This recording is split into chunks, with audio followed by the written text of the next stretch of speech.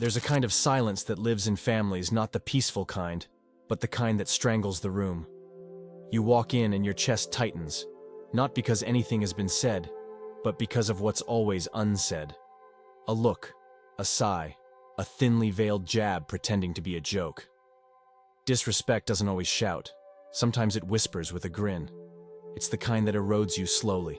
And when it comes from the people who share your blood, the people who helped raise you, or the ones who say they love you, it cuts deeper than any stranger ever could. But here's the truth. Most won't admit respect is not a given in families. It's not born from biology or tied to last names. It's earned, negotiated, fought for, and sometimes even withheld. We grow up believing that family equals loyalty, love, and safety. But reality isn't always that neat. Sometimes, the very people meant to nurture you become the architects of your doubt. So what do you do when the hands that should lift you are the ones that hold you down? The answer doesn't begin with confrontation. It begins with clarity. Set clear boundaries. That's not just a strategy, it's survival. Boundaries are not walls. They're doors with locks. You choose who gets to come in, and under what conditions. When you say, "Don't talk to me that way," you are not being difficult. You are defining the terms of your self-worth. And yet, the moment you draw that line, there will be resistance, guilt trips, accusations. You've changed. You're too sensitive. But hear this clearly. Setting boundaries is not cruelty. It is an act of radical self-respect. Still, setting boundaries alone is not enough. Because disrespect often doesn't come at you like a storm, it seeps in like a slow leak. That's why the next step is to stay calm and composed. Emotionally, this is where many people lose the battle. Because disrespect is bait. It wants a reaction. It feeds on outrage. It wants you to shout, to cry, to lose your footing, because then the narrative shifts. Now you are the problem. But calmness, that's control. That's power in silence. When someone tries to provoke you and you remain unmoved, they begin to see their power diminish. This isn't about suppression. It's about mastering the moment. You can feel everything without becoming it. That's emotional discipline. That's strength disguised as serenity. But calmness without clarity is just passive suffering. And that's why you need assertive communication. Not passive aggression, not avoidance, not sarcastic jabs. Assertiveness. The ability to speak your truth without apology. Say what you mean what you say, and say it with dignity. Use language that centers your experience. I feel disrespected when you interrupt me. It hurts when you belittle my choices. It's not about winning the argument. It's about honoring your voice. But sometimes, even when you speak clearly and calmly, the disrespect doesn't stop. And this is where it gets hard. Because family is not just people, it's memory. It's the echo of your childhood, the ghost of birthdays and heartbreaks. Cutting ties or creating distance can feel like tearing out pieces of your past. But here's what most forget. You can love someone and still limit their access to you. You can forgive and still say, "I will not let you keep hurting me." That's the paradox of strength that often looks like walking away. So limit engagement when necessary. If someone shows you over and over that your boundaries are nothing but suggestions to them, then your presence is a reward they haven't earned. You are not obligated to answer every call. You do not owe anyone your peace of mind. Love is not measured by proximity, it's measured by respect. If they refuse to grow, you reserve the right to outgrow them. And when boundaries are crossed repeatedly, the only language left is consequence. Enforce them, not as revenge, but as reality. If a family member consistently violates your dignity, then their access to you must change. No more pretending. No more sweeping it under the rug, because that's just how they are. Patterns don't change without friction, and consequence is the pressure that creates it. You can say, "If you speak to me like that again, I'm leaving the conversation." And if they do, it's not a threat. It's a promise fulfilled. That's how you show them your dignity isn't negotiable. This isn't about punishment. It's about protecting your soul from erosion.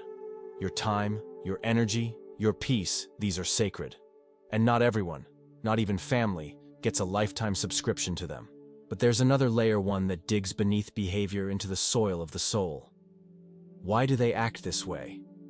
Why does disrespect bloom in places that were supposed to nurture love?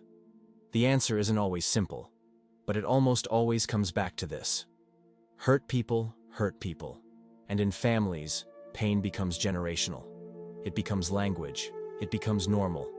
Sometimes the very people who belittle you were once belittled themselves. Sometimes their control is just fear dressed in armor. But understanding their wounds doesn't mean surrendering to their harm. This is why it matters to seek mutual understanding, not to excuse, but to illuminate. To ask yourself not just what they did, but why. Were they raised to equate dominance with love? Were they never taught emotional literacy? Are they repeating patterns they never questioned? When you look at someone through the lens of their history, you may not forgive them instantly, but you begin to release yourself from taking their behavior personally. You start seeing the cycle instead of just the symptom. This doesn't mean entering every conversation trying to play therapist to your own trauma. It means being curious without losing your center. Sometimes the act of asking, "Why do you speak to me this way?" or "Do you realize how that makes me feel?"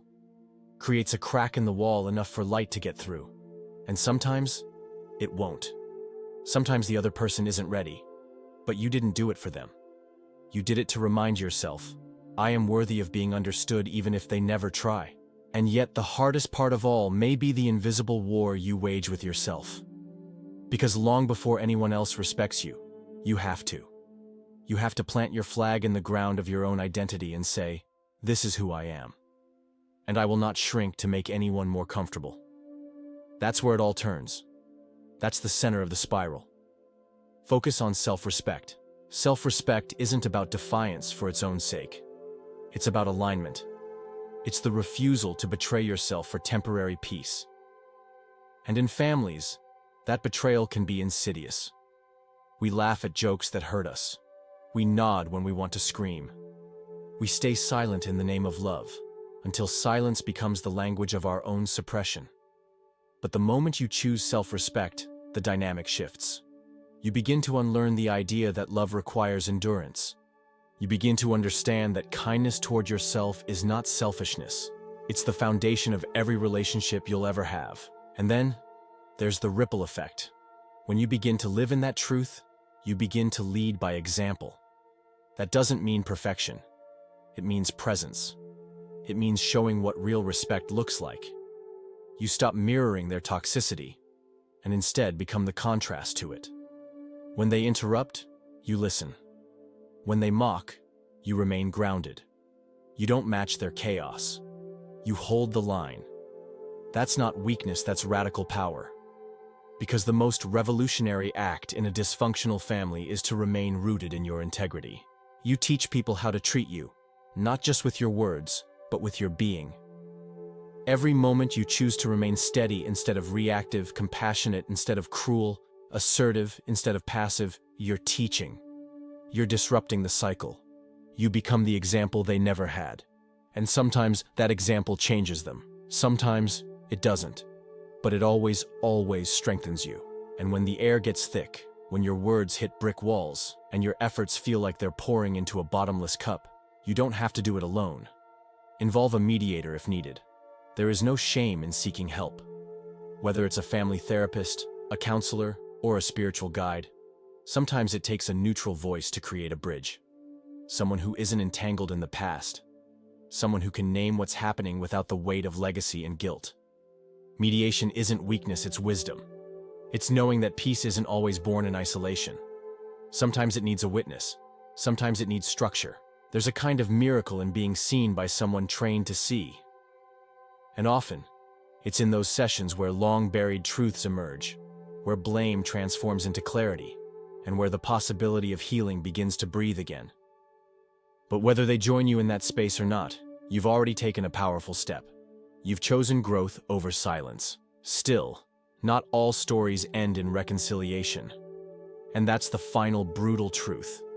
Sometimes the most loving act you can perform is to walk away, to choose your future over your history, to say, I wish it could have been different, but I won't let it define me. This is not abandonment. It's self-preservation. It's choosing to live unshackled by what others refuse to heal. That decision may come slowly, like a dawn breaking over years of darkness. Or it may hit all at once, a moment of crystalline clarity in the middle of a fight or a family dinner. When it comes, trust it. You are not cruel for choosing yourself. You are not heartless for protecting your heart. You are allowed to build a life that honors your peace, even if it means leaving behind those who can't or won't respect it. And when you do, when you finally step into that hard-earned space of peace, something shifts. The noise dims. The guilt loses its grip. And for the first time you realize that respect was never about changing them. It was about remembering you. Not the version of you who bends and folds and dims her light to keep everyone else comfortable. Not the version who tolerates jabs disguised as jokes, but the real you. The one you buried to make room for someone else's comfort. The one who's been knocking from the inside, asking to be let out. Because here's the truth, buried beneath every strategy, every silence, every brave word spoken. You are not here to be small. You are not here to be someone's emotional punching bag, their projection screen, their unfinished business. You are not here to bleed quietly in the corner while others feast at the table of your loyalty. You are here to live full, to speak with fire, to love without conditions but never without boundaries. Dealing with disrespectful family isn't just a social problem, it's a spiritual reckoning. It forces you to look in the mirror and ask, what have I accepted in the name of love? And more importantly, what am I no longer willing to accept? Because here is what they done teach us. Family isn't just where you come from. It's what you choose to carry forward. You are not obligated to inherit dysfunction. You are not required to repeat patterns that make you feel invisible. Your lineage is not your leash. And when you begin to live that truth, not just speak it, but embody it, you become dangerous to the systems that rely on your silence. This is the transformation. You stop seeking respect like it's owed from the outside, and you generate it from the inside. Every boundary you set is a declaration. I am sacred. Every time you enforce it, you remind the world, I will not shrink. And when you finally stop pleading for decency from people who refuse to give it, you become free in a way that no apology could ever offer. Maybe they'll change. Maybe they won't. That's not your responsibility. Your responsibility is to yourself, to the younger version of you who endured what she didn't deserve, to the future version of you who deserves peace, to the present you who is slowly, steadily, learning to no longer confuse love with tolerance. So let this be the final truth.